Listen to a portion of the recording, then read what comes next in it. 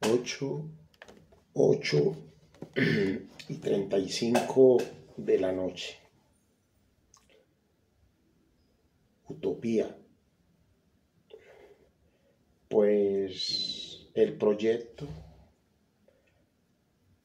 de luchar contra el status quo, lo establecido, pero toca puntualizar que es a través del arte. El poder de las medias rotas. Juan Manuel Santos miente de forma hostil con la paz. Juan Manuel Santos miente de forma hostil con el tema de la corrupción. Gustavo Petro Urrego miente de forma hostil con el tema de la paz. Gustavo Petro Urrego miente de forma hostil con el tema de la corrupción. Y la gran pregunta que nos hacemos como ciudadanos es ¿cómo revertir esto? ¿Cómo revertir esta puta vida? ¿Sí? Y miramos el otro escenario. Álvaro Uribe Vélez miente de forma hostil con el tema de la guerra. Álvaro Uribe Vélez miente de forma hostil con el tema de la corrupción. Iván Duque Márquez miente de forma hostil con el tema de la guerra. Iván Duque Márquez miente de forma hostil con el tema de la corrupción.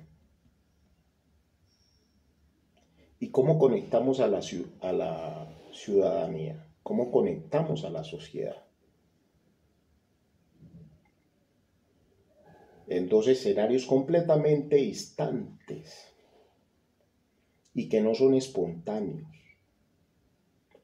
que son una expresión de originalidad cultural, de originalidad social, estos escenarios. Pelear con el deterioro del daño, pelear con el que nos hace daño, pelear con aquel que le hacemos daño.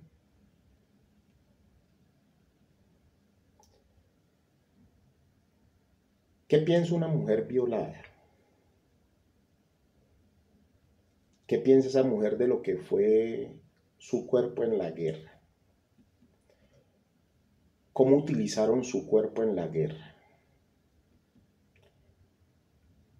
Los violadores premiados por la justicia.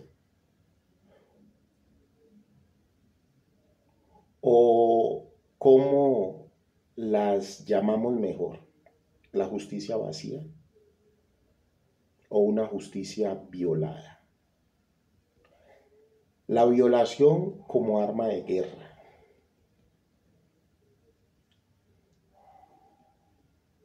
El barranco de las mujeres. Un libro de Fermina Cañaveras. Isadora Ramírez García, una mujer española que sobrevivió al horror del campo de concentración de Ravensbrück, narra su historia a su nieta María. Isadora, junto a miles de mujeres, fue obligada a prostituirse en el campo como parte de la crueldad nazi. La novela relata las atrocidades que estas mujeres tuvieron que enfrentar, no solo la violencia física y sexual, sino también la deshumanización y la lucha por mantener la esperanza en medio de la miseria. A través de la historia de Isadora Cañaveras, nos acerca a la realidad de las mujeres españolas exiliadas durante la Guerra Civil quienes fueron víctimas de una doble victimización al ser enviadas a campos de concentración nazi. La novela también explora temas como las memorias históricas, la importancia de recordar y dar voz a las víctimas del Holocausto y la lucha por la justicia y la reparación.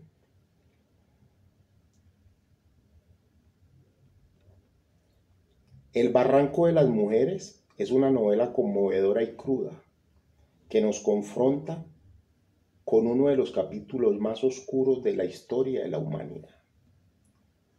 Es un homenaje a las mujeres que resistieron y lucharon por sobrevivir y un llamado a la conciencia para que nunca olvidemos estas atrocidades. Personajes: Isadora Ramírez García, una mujer española que sobrevivió al campo de concentración Ravensbrück. María, la nieta de Isadora, a quien ella le narra la historia. Carmen y Teresa, madre y tía de Isadora, quienes también fueron exiliadas y encarceladas. Otros prisioneros y guardias del campo de concentración. Los temas: la violación contra las mujeres. 2. La deshumanización de los campos de concentración. La lucha por la supervivencia. La memoria histórica, la importancia de recordar a las víctimas del Holocausto. La lucha por la justicia y la reparación.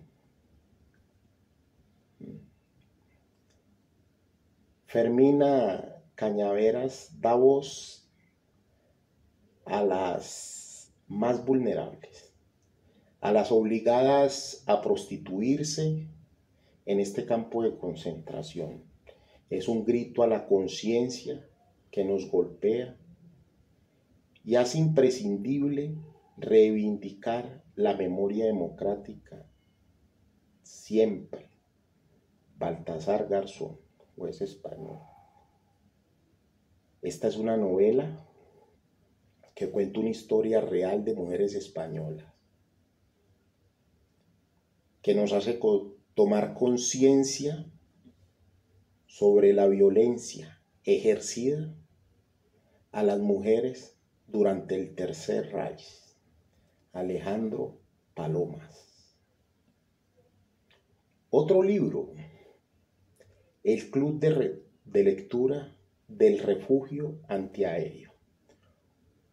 El Club de Lectura del Refugio Antiaéreo, de Annie Lyons. Es una novela conmovedora que narra la historia de dos mujeres que encuentran refugio en los libros. Durante los horrores de la Segunda Guerra Mundial, la novela se desarrolló en Londres, donde Gertrude Buchan, una viuda propietaria de una librería, decide acoger a Heidi Fischer, una refugiada judía de 15 años. A medida que la guerra se intensificaba, Gertie y Heidi formaron un vínculo inquebrantable a través de su amor por la literatura y crearon un club de lectura en el refugio antiaéreo de su vecindario. Una historia conmovedora de amistad y esperanza. La novela explora temas de amistad, esperanza, resiliencia en un contexto histórico desgarrador. La relación entre Gertie y Heidi se desarrolló de manera natural y creíble, mostrando cómo dos personas diferentes, de diferentes orígenes, pueden encontrar un terreno común en su pasión por los libros. La creación del club de lectura en el refugio antiaéreo es un acto de desafío y resistencia frente a la oscuridad de la guerra, ofreciendo a las personas un espacio para escapar de la realidad y conectarse entre sí. El poder de los libros. Los libros juegan un papel central en la novela, simbolizando el poder de la imaginación, la empatía y la conexión humana a través de la lectura. Gertie y Heidi, junto con los demás miembros del club de lectura, encuentran consuelo, esperanza y una forma de comprender el mundo que los rodea. La novela destaca el poder transformador de la literatura en tiempos difíciles, mostrando cómo los libros pueden unir a las personas y brindarles un escape de la realidad. Una novela bien escrita, conmovedora. El Club de la Lectura, El Refugio Antiaéreo, es una novela bien escrita y conmovedora que te va atrapando desde el principio. La narrativa del libro de Lyons es fluida y evocadora, transportando al lector a la Londres de la Segunda Guerra Mundial. Los dos personajes están bien desarrollados y son fáciles de identificar, y la historia se desarrolla de manera natural y conmovedora. Y en Colombia no, socialmente, culturalmente, cognitivamente no hemos podido con este tema de la guerra. Planteamos dos escenarios, Juan Manuel Santos y Gustavo Petro. Y el otro escenario, pues revertir el tema, Álvaro Uribe, Iván Duque. Y hoy encontramos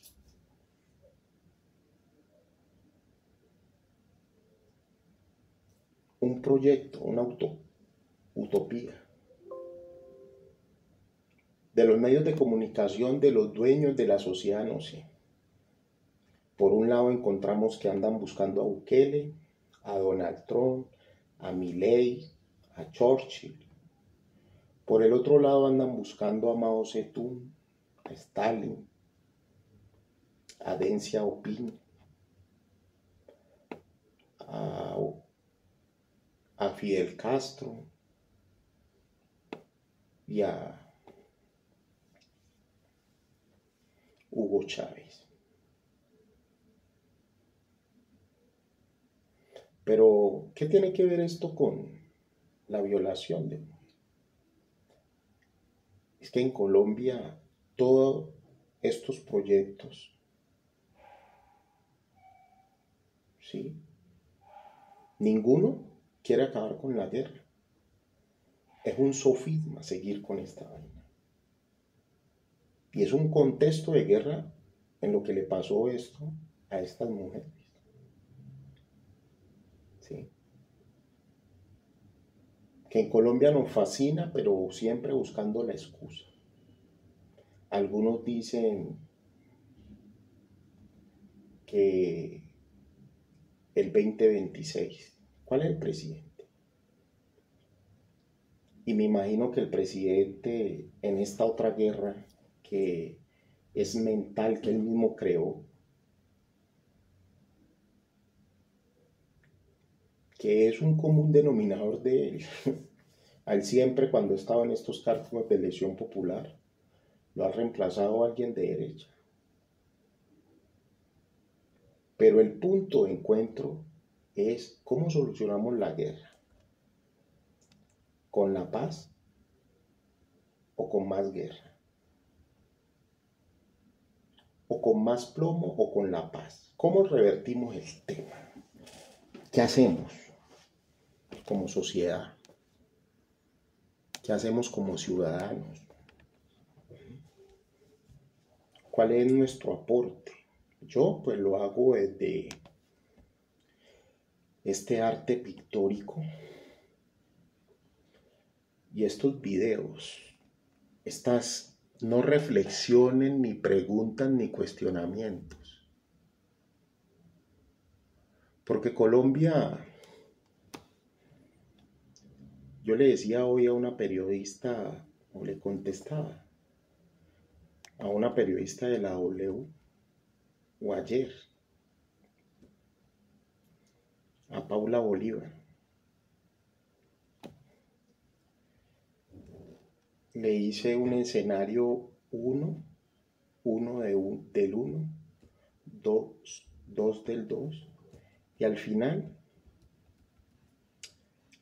en el 7 de 7, Los medios de comunicación, algunos muy malos, antes y después de las marchas, deberán tratar de que el barril no explote. Y el 7, Colombia un barril de pólvora antes y después de la marcha que está que explota. Y también navegaba por la intervención de Mauricio Cárdenas en la marcha, Alejandro Gaviria, de Colombiana, de Sarmiento, de María Lorena, de los gremios de la ANDI, que no han manifestado su inconformidad no con el gobierno, sino con el presidente. ¿Sí? Les incomoda que ese señor esté en la silla presidencial. Y el barril no es sino que pase alguien con una colilla de cigarrillo. ¿Sí? O un roce, como lo hizo alguien que milita en el CD. No sé si milita, pasó por acá y me gritó, ¿sí? Y él cree que yo no me di cuenta. Y esto, el país está a punto de explotar.